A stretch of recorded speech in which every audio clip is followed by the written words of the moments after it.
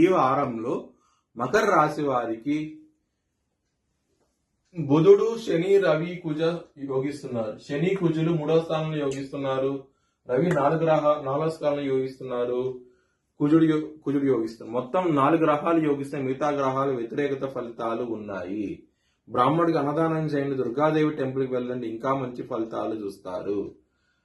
సోమవారం, మంగళవారం రోజు ముఖ్యమైన పనులు స్టార్ట్ చేయకండి. స్టార్ట్ చేసిన వ్యతిరేకత ఫలితాలు, ధన నష్టం వచ్చే అవకాశం ఉంటుంది.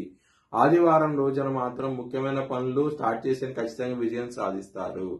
మకర రాశి వారికి ఇక్కడ తృతీయంలో శని, రాహులు ఉన్నారు. శని, కుజుడు ఉన్నారు. 2వ స్థానాధిపతి తృతీయంలో ఉండి కుజుడితో కలిసి ఉండటం మూలంగా కుటుంబ పరంగా సమస్యలు ఉంటాయి, ధన పరంగా సమస్యలు ఉంటాయి. ఈ వారం అనేది కొంచెం జాగ్రత్త తీసుకోండి. లవర్స్ కి మాత్రం చాలా బాగుంటుంది. పంచమ స్థానంలో శుక్రుడు పంచమ స్థానంలో ఉండటం